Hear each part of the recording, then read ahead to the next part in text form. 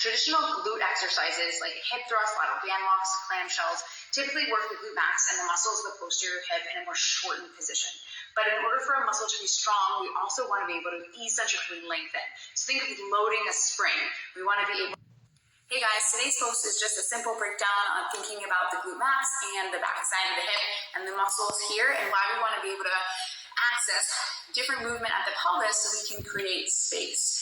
Thinking about both internal and external rotation, traditional glute exercises like a hip thrust or a banded lateral band walk often work the muscles on the back of the hip in a concentric way. So those muscles are shortened, but we want to be able to lengthen as well as shorten because we want to take a muscle through its full range of motion. So being able to access pelvic inlet internal rotation so that we can better get the femur to glide back in the socket, we can open up and lengthen the muscles on the back of the hip is going to be really important.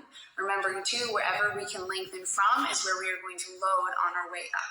So if we are not lengthening through the glutes and instead finding that movement through the low back, that is what is going to be loaded when we come off the ground in a hinge. Let me know if you have any questions. Two quick examples. If you cannot sit back into the glutes and get that glute length, we might drop into that anterior tilt and find the length from the hamstrings instead. Or when we're going back, we might overly tuck through the backside, getting more of that length through the back. And lastly, the inability to lengthen or fully leverage the glute max is going to impact our pelvic floor.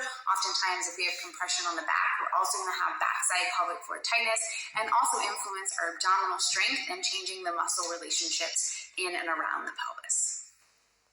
This is a full body workout that emphasizes opening up the pelvic inlet,